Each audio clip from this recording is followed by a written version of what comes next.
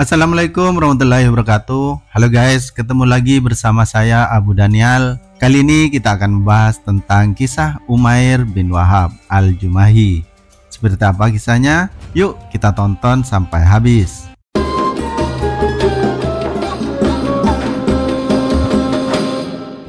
Kisah ini bermula Umair bin Wahab al-Jumahi kembali dengan selamat dari pertempuran Badar. Putranya Wahab tertinggal menjadi tawanan di tangan kaum muslimin. Umair khawatir umat Islam akan menghukum keras pemuda tersebut karena penganiayaan yang dia lakukan sendiri terhadap Nabi dan penyiksaan yang dia lakukan terhadap para sahabatnya.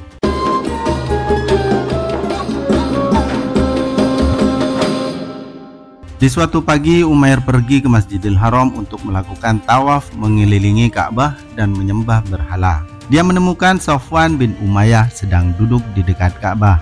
Umair mendatanginya dan berkata, "Selamat pagi kepala suku Quraisy, saya Sabahan ibnu Wahab," jawab Sofwan. "Mari kita bicara sebentar." Umair duduk di sebelahnya. Kedua orang itu mulai mengingat perang Badar, kekalahan besar yang mereka derita, dan mereka menghitung para tawanan yang jatuh ke tangan Muhammad dan para sahabatnya. Mereka menjadi sangat tertekan melihat banyaknya orang-orang Quraisy yang terbunuh oleh pedang kaum muslimin dan dikuburkan di kuburan massal di Al-Qalib di Badar. Sofwan bin Umayyah menggelengkan kepalanya dan mendesah, "Demi Tuhan, tidak ada yang lebih baik setelah mereka." "Kamu benar," kata Umair. Dia terdiam beberapa saat dan kemudian berkata, "Demi Tuhan Ka'bah, jika aku tidak mempunyai hutang dan tidak ada keluarga yang aku khawatirkan kehilangannya, aku akan menemui Muhammad dan membunuhnya, menyelesaikan misinya dan memberantas kejahatannya." Dia melanjutkan dengan suara pelan dan pelan, "Dan karena anakku Wahab termasuk di antara mereka, aku akan pergi ke Yatsrib." Sofwan bin Umayyah mendengarkan baik-baik perkataan Umair dan tidak ingin kesempatan ini terlewatkan. Dia menoleh padanya dan berkata, "Umair, serahkan buku hutangmu kepadaku dan aku akan melunasinya untukmu, berapapun jumlahnya. Adapun keluargamu, aku akan menganggap mereka sebagai keluargaku sendiri dan memberikan apapun yang mereka perlukan. Aku mempunyai kekayaan yang cukup untuk menjamin mereka hidup nyaman." "Setuju," kata Umair, "tetapi rahasiakan pembicaraan kita ini dan jangan membocorkannya kepada siapapun." "Memang harus begitu," kata Sofwan.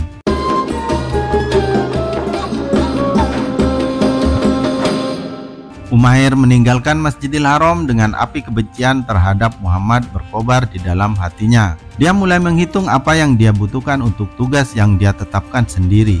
Dia tahu bahwa dia mendapat dukungan penuh dan kepercayaan dari suku Quraisy yang anggota keluarganya ditahan di Madinah. Pedang Umair diasah dan dilumuri racun. Unta miliknya telah disiapkan dan dibawa kepadanya. Dia menaikinya ke arah Madinah dengan hati yang jahat. Umair sampai di Madinah dan langsung menuju masjid mencari Nabi. Di dekat pintu masjid, beliau turun dan menaruh untanya. Saat itu Umar sedang duduk bersama beberapa sahabat di dekat pintu masjid, mengenang perang Badar. Banyaknya tawanan yang dibawa dan banyaknya orang Quraisy yang dibunuh. Mereka juga mengenang kembali tindakan kepahlawanan yang ditunjukkan kaum muslimin, baik kaum muhajirin maupun ansor, serta mengucap syukur kepada Tuhan atas kemenangan besar yang telah diberikannya kepada mereka. Saat itu juga Umar berbalik dan melihat Umair bin Wahab turun dari untanya dan menuju masjid sambil mengacungkan pedangnya. Karena khawatir, dia melompat dan berteriak, "Inilah musuh Allah, Umair bin Wahab. Demi Allah, dia datang hanya untuk berbuat jahat. Dia memimpin kaum musyrikin melawan kita di Mekah. Dia menjadi mata-mata mereka yang melawan kita sesaat sebelum Badar. Pergilah ke utusan Tuhan, berdirilah di sekelilingnya dan peringatkan dia bahwa pengkhianat kotor ini sedang mengejarnya." Umar sendiri bergegas menemui Nabi dan berkata, "Ya Rasulullah, musuh Allah ini Umair bin Wahab datang sambil mengacungkan pedangnya dan menurutku dia hanya merencanakan sesuatu yang jahat."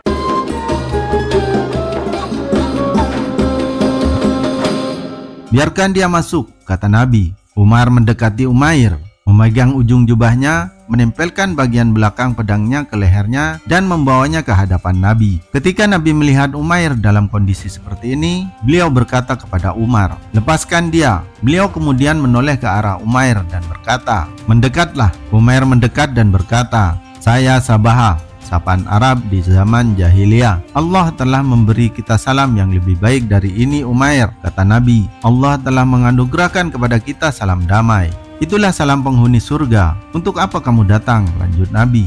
Saya datang ke sini berharap tahanan di tangan Anda dibebaskan. Jadi tolong bantu saya. Dan untuk apa pedang yang melingkari lehermu ini? Tanya Nabi. Katakan sejujurnya, untuk apa kamu datang ke sini Umair? Desak Nabi. Saya datang hanya untuk membebaskan tawanan itu, desak Umair. Tidak, kamu dan Sofwan bin Umayyah duduk di dekat Ka'bah sambil mengenang sahabat-sahabatmu yang dikuburkan di Al-Qalib. Dan kemudian kamu berkata, jika aku tidak mempunyai hutang atau keluarga yang harus diurus, aku pasti akan keluar untuk membunuh Muhammad. Sofwan mengambil alih hutangmu dan berjanji untuk menjaga keluargamu sebagai imbalan atas persetujuanmu untuk membunuhku. Tapi Tuhan adalah penghalang antara kamu dan pencapaian tujuanmu. Umair berdiri terdiam sesaat, lalu berkata, aku bersaksi bahwa engkau adalah utusan Allah. Kami dulu wahai utusan Tuhan. Lanjutnya, menolak kebaikan apapun yang telah kamu bawa dan wahyu apapun yang datang kepadamu. Namun percakapanku dengan Sofwan bin Umayyah tidak diketahui orang lain. Demi Allah, aku yakin hanya Allah yang mampu memberitahukan hal itu kepadamu. Hanya kepada Allah yang telah menuntunku kepadamu agar dia dapat membimbingku menuju Islam. Dia kemudian bersaksi bahwa tidak ada Tuhan selain Allah dan bahwa Muhammad adalah utusan Allah dan menjadi seorang Muslim.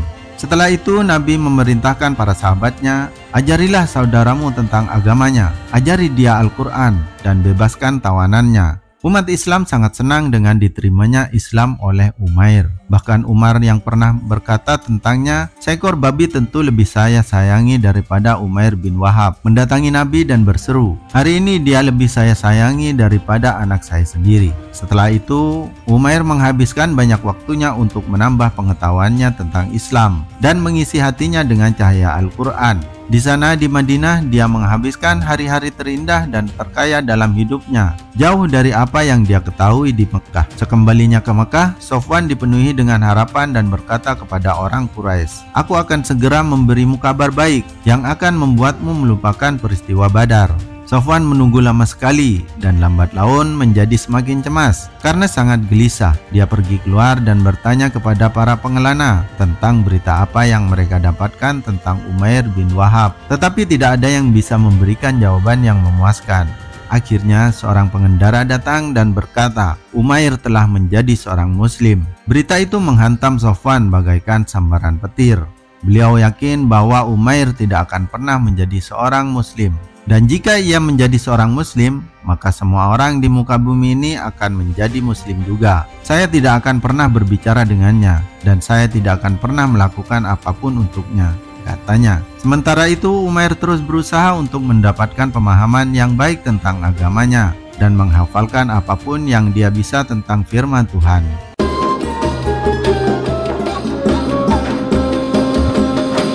Ketika dia merasa telah mencapai tingkat keyakinan tertentu, dia menemui Nabi dan berkata, Ya Rasulullah, sudah banyak waktu berlalu sejak saya mencoba mematikan cahaya Tuhan dan menyiksa dengan kejam siapapun yang berada di jalan Islam. Sekarang, saya ingin agar Anda memberi saya izin untuk pergi ke Mekah dan mengundang orang Quraisy ke sana, Allah dan Rasul-Nya. Jika mereka menerimanya dariku, maka itu baik. Dan jika mereka menentangku, maka aku akan melecehkan mereka seperti dulu aku melecehkan para sahabat Nabi. Nabi memberikan persetujuannya dan Umair berangkat ke Mekah.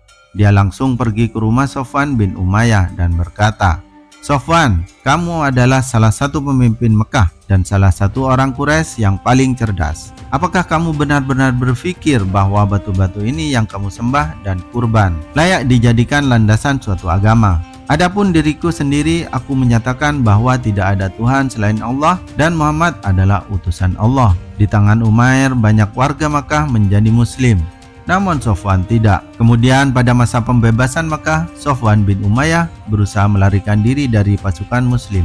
Namun Umair memperoleh pengampunan dari Nabi untuknya, dan dia pun menjadi seorang Muslim dan menonjolkan dirinya dalam pengabdian kepada Islam. Itulah kisah tentang Umair bin Wahab yang dibukakan hatinya karena Nabi Muhammad SAW mengetahui hal yang diketahui oleh Umair dan Sofwan.